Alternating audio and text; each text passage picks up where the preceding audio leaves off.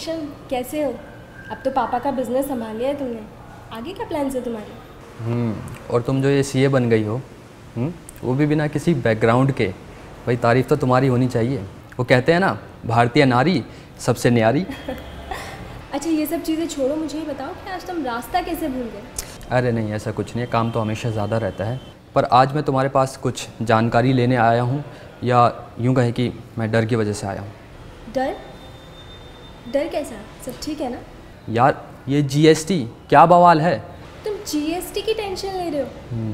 अरे तुम्हें पता है जीएसटी की वजह से देश में टैक्स सर्विसेज को लेके कितनी ट्रांसपेरेंसी और ये सब कितना इजी होने वाला है। मतलब ये कोई बहुत बड़ी आफत नहीं है, सही? बिल्कुल भी नहीं। अगर तुम्हें गुड्स एंड सर्विस टैक्स की जानकारी लेनी है तो तुम सरकारी पोर्टल पर जाकर पढ़ सकते हो इसके बारे में। और अगर आपको और भी ज़्यादा जानकारी चाहिए तो आप देख सकते हैं हमारा आज का एपिसोड। नमस्कार, एक बार फिर से आपके अपने शो बिजनेस इनसाइड में मैं नमिता सचदेव आपका बहुत बहुत स्वागत करती हूं। दोस्तों, हमेशा हम अपने शो में बहुत अच्छी बातचीत करते हैं और आपको बताते हैं कि कैसे अपने बिजनेस को आप तरक्की की राह पर ले जाएं। लास्ट एपिसोड में हमने आपको बताया कि जीएसटी क्या है, यानी कि गुड्स एंड सर्विसेज टैक्स। सरल शब्दों में अगर मैं बात करूं तो हमने ये बात की कि किस तरह से आपके लिए बेनिफिशियल होगा अगर एज अ कंज्यूमर हम आपको समझाएं तो अब आप जो भी गुड्स मार्केट में खरीदने जाते हैं या जिन सर्विसेज पे भी आपके टैक्सेस लगते हैं, अब सिर्फ एक ही कर लगेगा जो भी वस्तु एवं सेवा कर होगा, उसके अलावा कोई टैक्स उस पर नहीं लगने वाला। तो अलग अलग टैक्सेस जो इसमें इंक्लूड किए जाते थे, आप जब कोई भी सामान खरीदते थे, अब उनको क्लब इन करके सिर्फ एक टैक्स आपको देना होगा और वन नेशन वन मार्केट का जो एक पूरा स्ट्रक्चर है वो प्रिवेल होने वाला है हमारे देश में। इससे क्या होगा? इससे हमारे देश का हित होगा और जब हमारे देश का हित होगा यानी उसका विकास होगा तो फिर हमारी पूरी इकोनॉमी इससे काफी हद तक डेवलप होने वाली है और इसका फायदा अल्टीमेटली हम सबको मिलने वाला है। तो इसी पे आज थोड़ी और डिटेल में चर्चा करने के लिए हमारे साथ वो शख्स मौजूद हैं जो हमेशा अपनी ज्ञान भरी बातों से हमारे पूरे शो को भर देते हैं और हमें इतनी इंपॉर्टेंट इंफॉर्मेशन देते हैं कि हम उसका अंदाजा भी नहीं लगा पाते। कभी कभी तो हमारे पास शब्द ही नहीं होते हैं उनकी तारीफ करने के लिए, क्योंकि उनकी तारीफ जितनी भी की जाए उतनी कम है। तो हम इंट्रोड्यूस करना चाहेंगे हमारे शो के मेंटोर श्री सुनील कुमार गुप्ता जी को, जो कई किताबें लिख चुके हैं, हमारे देश के यूथ को इंस्पायर कर चुके हैं और आगे भी करने का उन्होंने बीड़ा उठाया है। हमें हर मुसीबत से बचाने का और अपने बिजनेस को तरक्की की तरफ बढ़ाने का उनका सपना है। तो फिलहाल यहाँ पर वेलकम करना चाहूंगी उनका। आपका बहुत बहुत स्वागत सर। नमस्कार। तो इसी के साथ जो हमारी ऑडियंस यहाँ पर मौजूद है हमारे शो पर, उनका भी बहुत बहुत स्वागत करना चाहूंगी और आपका उनका जोरदार तालियों के साथ इस मंच पर स्वागत। अच्छा, सबसे पहले तो आप सबका शुक्रिया जो हमेशा हमारे शो पर आते हैं आप, और इतने सारे जो क्वेरीज होती हैं, इतने सारे डाउट्स होते हैं, शायद हमारे मन में भी होते होंगे सर, वो भी ये लोग क्लियर करते हैं। क्या कहेंगे आप? बहुत अच्छी बात है। मैं चाहता हूं कि यूथ आगे बढ़ना चाहिए जी। और जब यूथ आगे बढ़ेगा उसके जितने भी क्वेश्चंस हैं, जब तक उनका आंसर नहीं मिलेगा उनको, तब तक वो आगे नहीं बढ़ सकते। और यूथ के मन में हमेशा क्वेरी होती है क्योंकि कुछ नया करना चाहते हैं, क्यूरियोसिटी होती है, क्रिएटिव होते हैं वो, तो इसलिए उनके सभी जितने भी उनके जिज्ञासाएं हैं, जितने भी उनके क्वेश्चंस हैं, उनका आंसर जरूर मिलना चाहिए। चलिए, बहुत अच्छी बात है और इसी तरह से हमेशा सुनील कुमार गुप्ता जी उनके आंसर्स का जवाब देते रहेंगे। हमारे शो का मकसद ही है कि हम अपने शो से यूथ को इंस्पायर कर सके और वो आगे बढ़ सके, क्योंकि अगर यूथ आगे बढ़ता है तो हमारे देश का जो फ्यूचर है वो डेवलप होता है, which is very very good. अच्छा, यहाँ पे सबसे पहले मैं जीएसटी को और आगे बढ़ाना चाहूंगी। उसकी जो बातचीत हम कर रहे थे लास्ट एपिसोड में, किस तरह से बेनिफिशियल है ये तो हमने जाना, पर अभी बात आती है कि एप्लीकेबल ये कैसे होगा, वो जानना बहुत जरूरी है सर। देखिए, ये जो जीएसटी है ये सप्लाई पे लगता है जी। जब भी हम गुड्स और सर्विसेज किसी भी की सप्लाई करते हैं तो जीएसटी लगता है जी। और जीएसटी लगता है, जैसे हम बता रहे थे कि अगर वो एक स्टेट का है तो उस स्टेट के ऊपर सी जीएसटी भी लगेगा और एस जीएसटी भी लगेगा। और अगर हम इंटर स्टेट करते हैं एक स्टेट से दूसरे स्टेट पे, तो इंटीग्रेटेड जीएसटी लगेगा। और अगर कोई यूनियन टेरिटरी है उसके अंदर कोई सेल करता है, गुड्स को सप्लाई करता है, तो उसको यूटी जीएसटी साथ लगेगा और सी जीएसटी तो लगेगा ही, मतलब स्टेट के बदले यूटी का टैक्स लगेगा। अच्छा, अगर कोई ऐसा सप्लाई होता है जो कि विदाउट कंसिडरेशन किया जाता है, उसे कैसे ट्रीट किया जाएगा इसमें? देखिए, इसमें उसके ऊपर भी टैक्स लगेगा। यदि मान लीजिए विदाउट कंसिडरेशन भी आप दे रहे हैं तो भी टैक्स लगेगा, क्योंकि आपको टैक्स इनवॉइस बनानी ही पड़ेगी। लेकिन आपको नुकसान कुछ होने वाला नहीं है, क्योंकि आपको इनपुट क्रेडिट मिल रहा है उसका। अच्छा। तो इसलिए आपको टैक्स इनवॉइस रेज करनी पड़ेगी और इसलिए इसमें कोई ऐसा नहीं है कि आपने विदाउट कंसिडरेशन दिया तो वो टैक्स नहीं लगेगा, टैक्स लगेगा। आप इनपुट क्रेडिट लेंगे तो उसका इंपैक्ट कोई नहीं आएगा। अच्छा, वैसे तो बहुत सारी लंबी लिस्ट है गुड्स की, सर्विसेज की, किन पे टैक्स लगना है किन पे नहीं, और एक पोर्टल भी बना दिया गया है जिसके चलते पूरी जानकारी वहां पर मिल जाएगी। लेकिन जो लोग हैं जो इंटरनेट यूज करना नहीं जानते, जैसे हमेशा हम बात करते हैं सर कि India is what we see actually in the rural areas, उन लोगों के लिए कोई अवेयरनेस प्रोग्राम्स भी बनाए जा रहे हैं सरकार की तरफ से? बहुत सारे जीएसटी के ऊपर तो बहुत सारे सुविधा प्रोवाइडर भी बनाए गए हैं और बहुत सारी ट्रेनिंग भी चल रही है, जो उसके कंप्लायंस ट्रेनिंग अलग चल रही है। सुविधा प्रोवाइडर भी बता रहे हैं कि क्या क्या कैसे कैसे आपने कंप्लायंस करनी है, और इसकी अवेयरनेस तो मेरे को नहीं लगता आज हमारे देश में कोई व्यक्ति ऐसा होगा जिसे ये नहीं पता होगा कि अब जीएसटी एप्लीकेबल होने वाला है और हमें क्या करना है। बिल्कुल, और डरे हुए भी बहुत है मुझे लगता है सभी जो है, क्योंकि जब भी कोई नई चीज आती है तो उसके कंप्लायंस से डरते हैं। और जब भी अगर आप किसी सिस्टम को इफेक्टिव बनाना चाहोगे तो आपको कंप्लायंस स्ट्रिक्ट करना पड़ेगा, जिससे सीमलेस क्रेडिट की जो इसकी खासियत है वो देश को मिल सके। और जो हमारी ईज ऑफ डूइंग के लिए गवर्नमेंट ने बहुत बड़ा स्टेप उठाया है कि जिससे कि बिजनेस करना आसान हो जाए, एक सरल कर की प्रणाली हो, मतलब एक इजी सिस्टम हो टैक्स लगाने का, जिसे सबको समझ भी आए और जिसमें एक क्रेडिट लेने में उसे दिक्कत ना हो और कंज्यूमर को अल्टीमेटली जो बेनिफिट पहुंचना चाहिए वो पहुंचे। तो ये एक बहुत बड़ा मेरे को लगता है कि इनिशिएटिव है सरकार का, और एक बहुत बड़ा उन्होंने एक सिस्टम बनाया है जिससे कि ईज ऑफ डूइंग में हम बहुत आगे जाएंगे। बिल्कुल सही। लेकिन सर अभी तक हम देख रहे हैं कि बहुत सारी चर्चाएं भी हो चुकी हैं। आपने कहा कि सरकार ने जैसे बहुत टाइम से ये चल रही थी चर्चा और अब जाके इसे लागू करने की बात कही गई है। तो ये जो सिटिंग्स हुई हैं इन पे इम्प्लीमेंटेशन को लेकर बातचीत हुई, तो क्या रिजल्ट आया है इसका? आप अगर कुछ बताएंगे। नहीं, देखिए उसमें जो चर्चा थी वो मेनली थी कि स्टेट को लॉस ना हो, क्योंकि बहुत सारे टैक्स स्टेट लगाता था। अगर हम देखते हैं तो मोटे तौर पे 8 टैक्स सेंट्रल गवर्नमेंट के लगते थे और 7 टैक्स स्टेट गवर्नमेंट के लगते थे, जिसमें स्टेट गवर्नमेंट का वैट होता था मेनली और बाकी टैक्सेस होते थे, और सेंट्रल गवर्नमेंट के बाकी टैक्स होते थे, सर्विस टैक्स होता था और एक्साइज ड्यूटी होती थी। तो इस तरह से बहुत सारे टैक्सेस लगते थे। तो अब जब जीएसटी लगेगा तो किसी स्टेट को नुकसान ना हो और किसी को ये ना हो कि किसी को बेनिफिट हो रहा है किसी को नुकसान हो रहा है। तो इसके लिए चर्चाएं थी जो कि अब सॉल्व हो चुकी है और अब वो पिछली बात हो गई है, अब जीएसटी लागू हो गया है। चलिए, अच्छी बात है और मुझे लगता है इसके चलते काफी ज्यादा फायदा भी पूरे देश को होने वाला है, which is very very good. इसके अलावा अगर बात करें तो सप्लायर है, रिटेलर है, हम ये तो जानते हैं, लेकिन इनके अलावा भी किसी और को भरना ही है टैक्स? बिल्कुल। देखिए, अगर मान लीजिए जो बेच रहा है और जो खरीद रहा है उनके ऊपर तो टैक्स इंसिडेंट है ही है, लेकिन जो हमारे इलेक्ट्रॉनिक कॉमर्स ऑपरेटर हैं, मतलब जो कि वेबसाइट के माध्यम से सेल परचेज करते हैं, ई कॉमर्स वाले हैं, उनके ऊपर भी टैक्स लगता है। अच्छा। हाँ, जबकि वो सिर्फ प्लेटफॉर्म प्रोवाइड करते हैं, सेलर और परचेजर कोई और होता है, कोई गुड्स देता है दूसरा परचेज करता है। लेकिन इसमें जो जीएसटी लगेगा वो ऑपरेटर के ऊपर लगेगा, क्योंकि देखिए ये एक तरह से, क्योंकि उसमें कौन से स्टेट से माल ले रहा है, कौन से में दे रहा है, क्या होगा, तो उसके ऊपर डे 1 से टैक्स लगेगा। चलिए, अच्छा एक सवाल हमारे पास आया है जो हमने रैंडमली सिलेक्ट किया है। ये एक छोटा सा बिजनेस चलाते हैं अपना, सिर्फ 5 लोग हैं इनके यहाँ पर जो काम करते हैं। ये जानना चाहते हैं कि इनको किस तरह से जीएसटी के अंदर टैक्सेशन में क्या रजिस्टर करना चाहिए या फिर नहीं करना चाहिए। देखिए, जीएसटी में रजिस्ट्रेशन डिपेंड करेगा टर्नओवर के ऊपर कि आपकी टर्नओवर कितनी है। आपके पास चाहे 5 आदमी हो, चाहे 1 आदमी हो, चाहे कितने भी आदमी हो, उसके ऊपर टैक्स का कोई इंसिडेंट नहीं है। टैक्स का है टर्नओवर के ऊपर। अगर आपकी टर्नओवर 20 लाख को पार करती है और अगर आप किसी नॉर्थ ईस्ट के स्टेट में हैं या उत्तराखंड में हैं, वहां पे 10 लाख की लिमिट है, बाकी सब जगह 20 लाख की लिमिट है। यदि आप वो लिमिट पार करते हैं तो आपको जीएसटी में रजिस्ट्रेशन कराना पड़ेगा और टैक्स देना पड़ेगा। चलिए, तो मैं ये गुजारिश करूंगी कि अब की बार आप जब सवाल भेजें तो अपना टर्नओवर जरूर हमें बताएं। फिलहाल यहाँ पर एक रुकने का, यानी कि शो में एक ब्रेक लगाने का वक्त हो गया है। बिजनेस इनसाइड में जल्द हाजिर होंगे इस ब्रेक के बाद, अपनी चर्चा को इसी तरह से जारी रखेंगे और हाँ, सारे स्टूडेंट्स भी हमसे सवाल कर पाएंगे। तो यहाँ रुक रहे हैं ब्रेक के लिए, जल्द लौटेंगे, आप कहीं मत जाइए। कंपोजिशन स्कीम में कुछ नहीं करना, अपने टर्नओवर के ऊपर कैलकुलेटर से कैलकुलेट करके उतने % टैक्स देना है और आपके कंप्लायंस खत्म। कीजिए नए बिजनेस की शुरुआत, जानिए बिजनेस की हर बात मेरे साथ। समझ तभी आती है बिजनेस की बातें जब सुनील कुमार गुप्ता जी हैं बताते। अब से हर शनिवार सुबह 10 बजे बिजनेस इनसाइड में। मेरे कॉलेज में होने चाहिए expert faculty, good transportation, wifi की सुविधा हो, वर्चुअल लाइब्रेरी और ई बुक्स किसी भी वक्त अवेलेबल हो, जहाँ स्कॉलरशिप के साथ साथ स्किल मिले, हॉस्टल की सुविधा के साथ साथ एक safety environment. Greater Noida College of Commerce for women.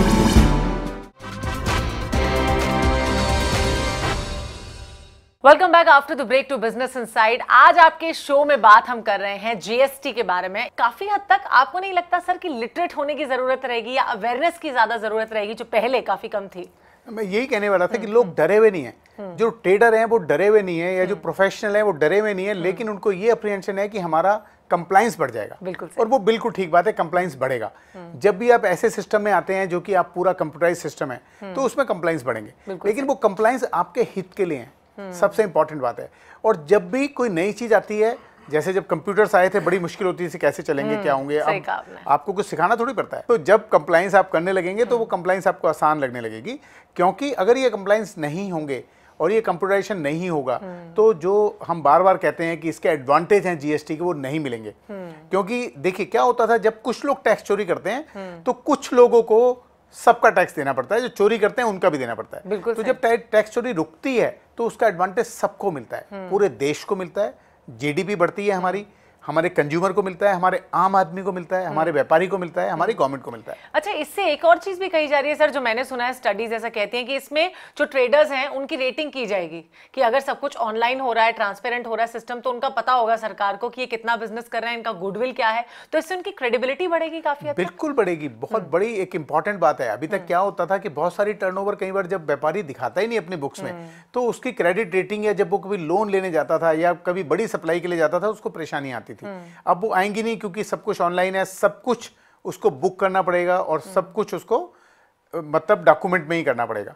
तो उससे उसकी क्रेडिट रेटिंग भी अच्छी होगी। और सरकार ये भी कर रही है कि जब आपके कंप्लायंस पूरे होंगे तो उसके लिए रेटिंग होगी कि आप कंप्लायंस पूरे करती है। अच्छा। तो जब भी आप किसी मल्टीनेशनल या किसी बाहर की कंपनी या किसी को आपस में सप्लाई करेंगे तो वो देखेगा कि आपके कंप्लायंस कितने स्ट्रांग है, क्योंकि आपके कंप्लायंस पे डिपेंड करता है उसको इनपुट क्रेडिट। बिल्कुल। तो इसलिए बड़ा इंपॉर्टेंट है कि आप खुद भी कंप्लायंस करें और आप जिससे ले रहे हैं उससे भी कंप्लायंस करें। और इसमें एक बहुत इंपॉर्टेंट बात होगी कि यदि मान लीजिए मैं किसी से कुछ खरीद रहा हूं और वो मुझे बिल नहीं देता तो मुझे बड़ा नुकसान है, क्योंकि मेरे को उसका इनपुट क्रेडिट नहीं मिलेगा। अच्छा। तो मैं उस व्यक्ति से बिल लूंगा ही, उससे माल लूंगा ही नहीं जो मेरे को बिल नहीं देगा। मैं तभी लूंगा जबकि उसको बिल भी देगा और ये भी इंश्योर करूंगा कि वो टैक्स जमा करे और रिटर्न भी फाइल करे, जिससे मुझे क्रेडिट मिले। तो इसीलिए एक बहुत बढ़िया सिस्टम बनने वाला है देश में, जिससे कि एक ऐसा टैक्सेशन सिस्टम आने वाला है इनडायरेक्ट टैक्स के लिए, जो कि सभी का फायदा करेगा। चलिए इस पर और सवाल करूंगी, और इससे पहले कि ऑडियंस की तरफ हम बढ़े, स्टूडेंट्स के सवाल जाने। कॉम्पोजिशन स्कीम के बारे में छोटा सा सवाल है मेरा कि इसे कैसे ट्रीट किया जाएगा जीएसटी के अंडर। जैसे स्मॉल टैक्स पेयर्स हैं जिनका 20 लाख से तो ज्यादा का टर्नओवर है बट 75 लाख से कम का है। कंपोजिशन स्कीम एक ईजी स्कीम बनाई गई है कि जो छोटा व्यापारी ज्यादा उसमें नहीं पढ़ना चाहता तो उसके लिए टैक्स स्लैब फिक्स कर दिया गया है कि जो जनरल मैन्युफैक्चरर होगा उसके लिए 1% है और कुछ के लिए 2% है और जो अपने रेस्टोरेंट है उनके लिए 5% है। तो इस तरह से एक रेट फिक्स कर दिया है। और कंपोजिशन स्कीम में कुछ नहीं करना, अपने टर्नओवर के ऊपर कैलकुलेटर से कैलकुलेट करके उतने % टैक्स देना है और आपके कंप्लायंस खत्म। इस पे और चर्चा करेंगे, पर उससे पहले जो स्टूडेंट्स तैयार हैं, बड़ी देर से इंतजार कर रहे हैं, श्योर जी बताएं। मेरा सवाल यह है, कंपोजिशन स्कीम्स में टैक्स के क्या रेट्स हैं? कंपोजिशन स्कीम के जो टैक्स रेट हैं वो 1%, 2% और 5% है। तो ये डिपेंड करेगा कि आप कहाँ पर हैं। तो उसमें से आधा सेंट्रल गवर्नमेंट मतलब CGST लगेगा और आधा SGST लगेगा। अच्छा, तो ये डिपेंड करता है कि आप कंपोजिशन स्कीम में है या नहीं। आप क्या करते हैं उसके ऊपर डिपेंड करेगा रेट आपका। आपकी टर्नओवर मान लो 30 लाख है और आप नॉर्मल ट्रेडर की तरह करना चाहते हैं तो भी कर सकते हैं। अच्छा। कंपोजिशन स्कीम आपको एक एडवांटेज के रूप में दी गई है, आप अवेल करना चाहें तो करें, नहीं तो ना भी करें। लेकिन मुझे लगता है कि सभी ट्रेडर्स को इसके बारे में जानकारी जरूर जानकारी होनी चाहिए, क्योंकि अगर आप कंपोजिशन स्कीम ऑप्ट करते हैं तो जो आपसे गुड्स खरीद रहा है उसको इनपुट क्रेडिट नहीं मिलेगा। तो ये भी आपने ध्यान रखना है कि आप क्या बेचते हैं, क्या मैन्युफैक्चर करते हैं, किसको सप्लाई करते हैं, तब आपको सोचना पड़ेगा कि हम कंपोजिशन स्कीम में जाएं कि नहीं जाएं। उसके भी कुछ पॉइंटर्स रखे गए हैं जी। ओके, चलिए इस पर भी बात करेंगे, पर अभी कुछ और स्टूडेंट्स हैं जो अपने सवाल यहाँ पे क्लियर करना चाहते हैं। बताइए। मेरा सवाल ये है कि क्या मैन्युफैक्चरर या सर्विस सप्लायर कंपोजिशन स्कीम के अंतर्गत आ सकते हैं? देखिए, कंपोजिशन स्कीम के अंदर जो सर्विस सेक्टर है वो नहीं आता। अच्छा। सर्विस सेक्टर में सिर्फ रेस्टोरेंट ऐसे है जो आता है, बाकी सर्विस सेक्टर में कंपोजिशन स्कीम लागू नहीं होती। उनको नॉर्मल जो जीएसटी के नियम है वो फॉलो करने पड़ते हैं और उसी पे टैक्स देना पड़ता है। अच्छा, कंपोजिशन स्कीम की अगर मैं बात करती हूँ, इसमें इनको इनपुट क्रेडिट नहीं मिलता है किसी एक को, जिस तरह से पहले बात कर रहे थे? जैसे मान लीजिए मैं एक ट्रेडर हूँ और मैं ऑप्ट करता हूँ कि मैं कंपोजिशन स्कीम में जाऊंगा, तो जिसको मैं सप्लाई करूंगा उसको इनपुट क्रेडिट नहीं मिलेगा, क्योंकि मैंने तो टैक्स पूरा दिया ही नहीं है। तो ऐसा क्यों रखा गया? क्योंकि कंपोजिशन स्कीम में आपको एक बेनिफिट दिया गया है रिटेलर को। ये रिटेलर के लिए है बेसिकली, बिल्कुल जो रिटेल करता है, जिससे डायरेक्टली कंज्यूमर ले रहा है। B2C जैसे हम B2C कैसे हैं कि B2C जो है, क्योंकि अगर मान लीजिए कंपोजिशन स्कीम में आप जाते हैं तो आप ये ऑप्ट कर रहे हैं कि जी मैं तो टोटल टर्नओवर पे एक टैक्स दे दूंगा, बाकी मेरे जो जिसको मैं सप्लाई करता हूं उसको इनपुट क्रेडिट की जरूरत नहीं है। तो उस केस में वो कंपोजिशन स्कीम ऑप्ट करता है, जिससे कि छोटा व्यापारी जो है हमारा रिटेलर, उसको परेशानी ना कुछ झेलनी पड़े। यानी इसमें अगर बात करें छोटे व्यापारी को हर मंथ जाके टैक्स भरने की जरूरत नहीं है? नहीं, जो कंपोजिशन स्कीम का टैक्स है वो तो भरना ही पड़ेगा जी। उसके कंप्लाइंसेस कम हो जाएंगे। अच्छा, उसकी कंप्लाइंसेस कम होंगे और ज्यादा फॉर्मेलिटीज में नहीं पड़ेगा वो, क्योंकि वो स्टेट टैक्स दे रहा है एक सिंगल। अच्छा, चलिए, एक टैक्स दे रहा है और उसका जो टैक्स का रेट है वो भी कम रखा गया, वो भी कम रखा है। अच्छा, डिफरेंट स्लैब्स इसमें रखे गए हैं, तो कैसे डिसाइड किया गया होगा कि किस पे कितना टैक्स रखना है? जीरो से लेके टोटल अगर बात करें तो कितने? वो देखिए, हमारा देश डिसाइड करता है कि किस पे क्या किया जाए। हमारे देश में कोशिश ये हुई है कि जो जरूरत की चीजें आम आदमी की, उन पे टैक्स 0% भी है और बहुत कम है, और जो हमारे लग्जरी आइटम्स हैं और जो हमारे अमीर लोगों के इस्तेमाल करने की चीजें हैं या जो संपन्न लोगों के इस्तेमाल करने की चीजें, उन पे टैक्स ज्यादा रखा गया है, क्योंकि ये सरकार की पूरी कोशिश है। माननीय प्रधानमंत्री जी हमेशा चाहते हैं कि आम आदमी सक्षम हो हर चीज के लिए, तो उनकी कोशिश है कि जो भी हमारा युवा है जो इस्तेमाल करता है, जो हमारा आम व्यक्ति है वो जो चीजें इस्तेमाल करता है और जो डेली हमारे खान पान में और बेसिक हमारी नीड्स है, उस पे टैक्स के स्लैब या तो 0 रखे गए हैं या बहुत कम रखे गए हैं। ये तो बड़ी अच्छी सोच और बहुत ही अच्छी बात है, और इसी से मुझे लगता है आगे चल के जो देश को आगे बढ़ाने का सपना है मोदी जी का, वो जरूर पूरा होने वाला है। इसके अलावा और भी स्टूडेंट्स हैं जो अपने सवाल लेकर तैयार हैं, बताइए। क्या कोई व्यक्ति जो रजिस्टर्ड है कंपोजिशन स्कीम के तहत, क्या वो अपना इनपुट क्रेडिट क्लेम टैक्स कर सकता है? देखिए, जैसे कि हम बार बार बता रहे हैं कि कंपोजिशन स्कीम में अगर ट्रेडर जाता है तो उससे जो गुड्स खरीद रहा है उसको इनपुट क्रेडिट नहीं मिलता। चलिए, इसके अलावा एक ट्रेनर भी यहाँ पर मौजूद हैं जो आपसे सवाल पूछना चाहते हैं, बताइए। मेरी फर्म का टर्नओवर 5 लाख रुपए है, क्या मुझे भी जीएसटी के अंदर रजिस्ट्रेशन कराना पड़ेगा? नहीं, देखिए, जैसे हम बता रहे हैं कि यदि आप उन स्टेट्स में नहीं हैं जो नॉर्थन ईस्टर्न या उत्तराखंड जो स्टेट 10 लाख की टर्नओवर है और बाकी सभी स्टेट के लिए 20 लाख की टर्नओवर है, अगर 20 लाख की टर्नओवर से कम टर्नओवर आपकी होती है तो आपको जीएसटी में रजिस्ट्रेशन नहीं कराना, ना ही कोई जीएसटी में आपको टैक्स देना। चलिए, अच्छी बात है। और ये कॉम्पोजिशन स्कीम के बारे में ओवर एंड आउट सब कुछ पता लग गया है हमको, और अभी आगे की भी चर्चा करेंगे सर, बट यहाँ पे एक छोटा सा ब्रेक लेने का शो में वक्त हो गया है, रुक रहे हैं एक ब्रेक के लिए, जल्द लौटेंगे, आप कहीं मत जाइए। जीएसटीएन जो है, सरकार ने इनडायरेक्ट टैक्स के लिए एक बिल्कुल ट्रांसपेरेंट और सिंपल टैक्स सिस्टम बनाया है। कीजिए नए बिजनेस की शुरुआत, जानिए बिजनेस की हर बात मेरे साथ। समझ तभी आती है बिजनेस की बातें जब सुनील कुमार गुप्ता जी हैं बताते। अब से हर शनिवार सुबह 10 बजे बिजनेस इनसाइड में। मेरे कॉलेज में होने चाहिए expert faculty, good transportation, wifi की सुविधा हो, वर्चुअल लाइब्रेरी और ई बुक्स किसी भी वक्त अवेलेबल हो, जहाँ स्कॉलरशिप के साथ साथ स्किल मिले, हॉस्टल की सुविधा के साथ साथ एक safety environment. Greater Noida College of Commerce for Women.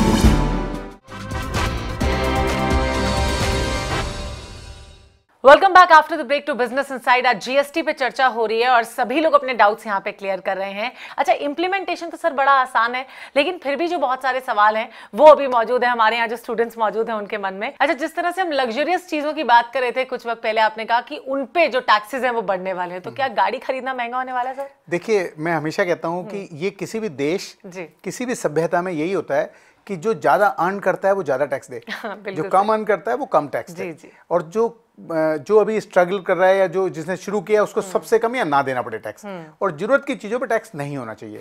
यही अब किया है सरकार ने।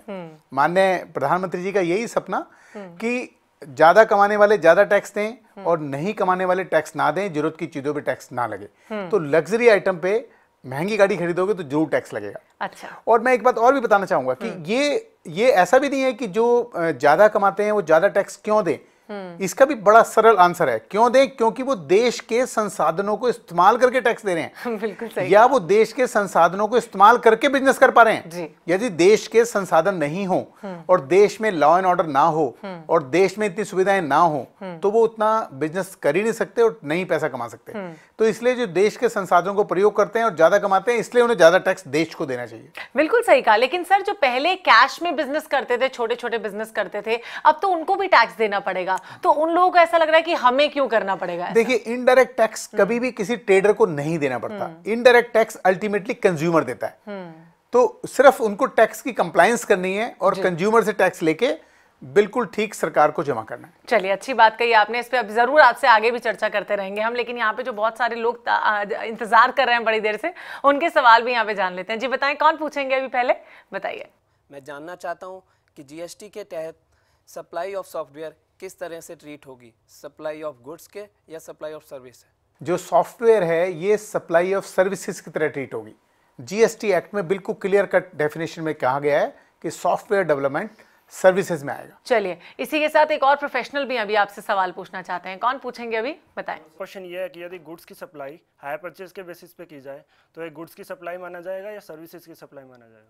देखिए, हायर परचेज जो है वो जीएसटी में होगा, आएगा, क्योंकि हायर परचेज में जो ओनरशिप ट्रांसफर होती है वो लेटर स्टेज पे होती है, इसीलिए वो भी सप्लाई ऑफ गुड्स माना जाएगा। चलिए, अच्छी बात है। अच्छा, एक सवाल जो हमने आया है हमारे पास मेल के थ्रू, वो ये है कि जानना चाहते हैं कि 18 से अगर मान लीजिए फॉर एग्जांपल 20% टैक्स हो गया है, लेकिन उन्होंने जो इनवॉइस बनाया था, जिनको वो दे रहे थे इनवॉइस, वो उनका जीएसटी लागू होने से पहले के रेट पे रहेगा या फिर इंक्रीज के बाद के रेट पे रहेगा? देखिए, यदि उन्होंने सर्विस पहले दे दी और इनवॉइस क्रिएट कर दिया तो पहले ही जो टैक्स लगा, मान लिया 18 था तो 18 पे ही लगेगा। अच्छा, अब मान लो टैक्स बढ़ गया तो उनको नहीं बढ़ेगा। चलिए, तो अच्छी बात है। इसी के साथ एक और स्टूडेंट अभी सवाल पूछना चाहते हैं, बताइए। यदि कोई व्यक्ति ई कॉमर्स ऑपरेटर द्वारा अपने गुड्स या सर्विस का सप्लाई करे तो वो थ्रेशोल्ड एग्जेम्पशन लिमिट के अंतर्गत आएगा या नहीं? ये बड़ा इंपॉर्टेंट क्वेश्चन है और मैं जरूर बताना चाहूँगा कि जो हमारे ई कॉमर्स के ट्रेडर हैं, जो प्लेटफॉर्म देते हैं, उनके ऊपर ना तो कोई लिमिट है। उनका जैसे ही वो पहला शुरू करते हैं, उनको जीएसटी नंबर लेके उन पे जीएसटी लागू हो जाता है। उनके ऊपर ये 20 लाख की या 10 लाख की लिमिट अप्लीकेबल नहीं होती, पहली बात। दूसरी बात, ये लोग कंपोजिशन स्कीम में भी नहीं जा सकते। तो इसलिए जो ई कॉमर्स के जो भी हमारे प्लेटफॉर्म प्रोवाइड करते हैं, उनके ऊपर ना कोई लिमिट अप्लीकेबल होती, ना वो कंपोजिशन स्कीम में जा सकते। जैसे ही वो बिजनेस शुरू करेंगे, जीएसटी उन पर लागू हो जाएगा। चलिए, इसी के साथ एक प्रोफेशनल का सवाल भी हमें आया है। वो जानना चाहते हैं कि जीएसटी के लिए वो कब लायबल है पे करने के लिए? जीएसटी के लिए तो जैसे ही वो सप्लाई करता है, जैसे ही वो गुड्स या सर्विसेज सप्लाई करता है तो उसी प्रकार से लायबल है। इसमें 3 चीजें होती हैं। पहली बात होती है कि आपने सर्विसेज दे दी जी। दूसरी बात होती है आपने इनवॉइस दिया, उसको टैक्स इनवॉइस। तीसरी बात होती है पेमेंट ली। तीन ही चीज होती हैं जब भी आप किसी को सप्लाई है वो करोगे। तो इन तीनों में से जो सबसे पहले होगी उस दिन आपका टैक्स ड्यू हो गया। ये ई लेजर्स क्या है सर? नहीं, देखिए, इलेक्ट्रॉनिक मीन्स कि आप जो भी कुछ करोगे, जो आप अपलोड करोगे, वो सब आपको क्योंकि इलेक्ट्रॉनिक के माध्यम से रखना पड़ेगा, तो वो लेजर वगैरह सब आपके इलेक्ट्रॉनिक माध्यम में होंगे, जिससे आपको अपलोड करने में और सब में सुविधा होगी। तो वही उसका मतलब है कि अब जीएसटीएन में आने के बाद, क्योंकि वो पूरा नेटवर्क ऐसा है कि उसमें आपको फीडिंग करनी पड़ेगी। आप जो भी इनवॉइस इशू करेंगे, चाहे गुड्स की हो, चाहे सेल्स की, चाहे वो सर्विसेज की हो, तो उसमें आपको फीड करनी पड़ेगी, जिससे कि आप उसको उसका बेनिफिट भी मिल सके और आपकी जो कंप्लायंस भी है वो पूरा हो सके। चलिए, इसी के साथ एक और सवाल लेकर तैयार हैं स्टूडेंट, बताएं। और मेरा सवाल यह है कि अक्सर ये देखा गया है कि ई कॉमर्स कंपनी के ग्राहक सामान को वापस कर देते हैं, तो इन वापस किए गए सामानों का जीएसटी में कैसे एडजस्टमेंट किया जाएगा? बड़ी अच्छी बात है, क्योंकि इसमें क्या होता है कि जो हमारे ये ई कॉमर्स वाले होते हैं, इनकी नेट वैल्यू देखी जाती है, तो इसलिए कोई फर्क नहीं पड़ता। अगर गुड्स वापस आता है तो उस पर उन्हें टैक्स नहीं देना पड़ता। चलिए, ओवरऑल बहुत सारे सवाल तो आपसे कर लिए गए हैं अभी यहाँ पे। आई एम श्योर कि कोई ना कोई तो अपना डाउट और क्लियर करना ही चाहता है। कौन पूछना चाहता है अभी सवाल? जी बताइए। मेरा प्रश्न आपसे यह है कि नेट वैल्यू टैक्सेबल सप्लाईज का अर्थ क्या होता है? हाँ, बिल्कुल सी। अभी जो हम बता रहे थे ई कॉमर्स वालों को कि नेट वैल्यू टैक्सेबल सप्लाई, वही मतलब है कि जो ई कॉमर्स वाले हैं जिनको रिटर्न्स ज्यादा आती है, जो अपनी सेल्स करेंगे और उसमें जो रिटर्न्स आएगा वो घटा लेंगे, उसको हम नेट वैल्यू टैक्सेबल सर्विस बोलते हैं। चलिए, तो हम श्योर कि जितने भी लोग यहाँ पर मौजूद हैं, जो स्टूडेंट्स हैं, जो प्रोफेशनल्स आए हैं अलग अलग स्टेट से, उनको उनके सवालों के जवाब मिल गए होंगे। चलिए सर, अभी चलते चलते आपका signature comment of the day सभी व्यूअर्स के लिए, ऑडियंस के लिए, हमारे लिए क्या है? मैं कहना चाहूंगा कि जीएसटीएन जो है, सरकार ने इनडायरेक्ट टैक्स के लिए एक बिल्कुल ट्रांसपेरेंट और सिंपल टैक्स सिस्टम बनाया है। इसको सभी को अडॉप्ट करना चाहिए जिससे कि हमारा देश आगे बढ़ सके। बहुत अच्छी बात आपने कही सर। तो फॉलो तो करना चाहिए, लेकिन ये मैंडेटरी भी है, आपको इसे फॉलो करना पड़ेगा और इस चेंज को एक्सेप्ट करने के बाद आपका, हमारा जो देश है वो विकास की ओर चलता चला जाएगा। आपका बहुत बहुत शुक्रिया सर जो आप यहाँ पर आए और इतनी सारी इंफॉर्मेशन हम सबके साथ शेयर की। Thank you so much. Thank you. और मैं आप सबका भी शुक्रिया करना चाहूंगी, जितने भी ऑडियंस यहाँ पर मौजूद है, आप हमेशा यहाँ पर आते हैं, अपने सारे क्वेरीज को यहाँ पे क्लियर करते हैं। आप सबका भी बहुत बहुत धन्यवाद। तो बिजनेस इनसाइड में आज के लिए इतना ही। एक बार फिर से हम हाजिर होंगे एक और नए टॉपिक के साथ, लेकिन तब तक आपको बता दें कि ये शो हम बार बार बोलते हैं कि आपका शो है। इस शो में आपके सजेशंस ऑलवेज वेलकम है। आप कोई भी फीडबैक देना चाहते हैं, कोई चेंज चाहते हैं कि हमें शो में ऐसा करना चाहिए, तो अपने सुझाव भी हमें भेज सकते हैं। कोई डाउट, कोई मन में सवाल उठ रहा है वो क्लियर करना चाहते हैं, वो भी कर सकते हैं बिना किसी झिझक के। ईमेल आईडी आपकी टीवी स्क्रीन पे और नंबर भी है, SMS के जरिए भी आप भेज सकते हैं। फिलहाल दीजिए इजाजत, आप सब खुश रहिए और मुस्कुराते रहिए। नमस्कार।